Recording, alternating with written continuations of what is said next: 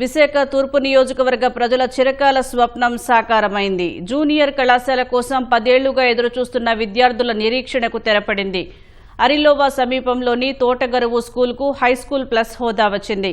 మంత్రి లోకేష్, ఎమ్మెల్యే వెలగపూడి రామకృష్ణబాబు చొరవతో MPC, BiPC తరగతులు ప్రారంభం కానున్నాయి. ఇంటర్ కాలేజీ మంజూరైన ఒక్కరోజులోనే అధ్యాపకులను నియమించడం విశేషమని ఎమ్మెల్యే తెలిపారు. సుదూర ప్రాంతాలకు వెళ్లే పని లేకుండా ఇక్కడే చదువుకునే సదుపాయం కల్పించడంపై విద్యార్థులు హర్షం వ్యక్తం చేస్తున్నారు.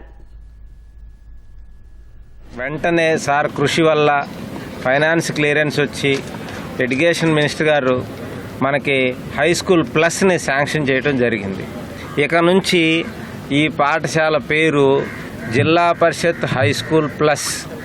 అంటే ఇక్కడ మనకి ఇంటర్మీడియట్, ఎంపీసీ, బైపీసీ గ్రూపుల్ని శాంక్షన్ చేస్తూ జీవో విడుదల అవటం జరిగింది. చాలామంది విద్యార్థులు ఎంపీసీ, బైపీసీ చదువుకోవటానికి ఇక్కడ అవకాశం వారు కల్పించారు.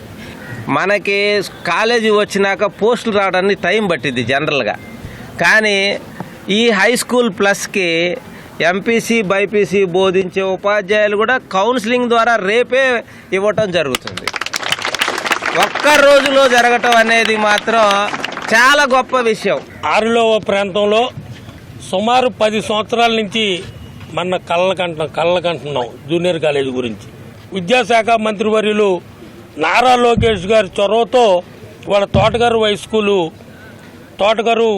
హై స్కూల్ ప్లస్ అంటే జూనియర్ కాలేజ్, ఎంపీసీ, బైపీసీ గ్రూపులు కో ఎడ్యుకేషన్తో పర్మిషన్ ఇవ్వడం జరిగింది.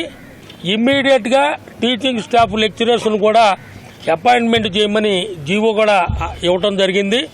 అరిలోవా ప్రాంతం ఏ రకమైన అభివృద్ధి చెందినా తెలుగుదేశం పార్టీ పెట్టిన తర్వాతే అభివృద్ధి చెందింది.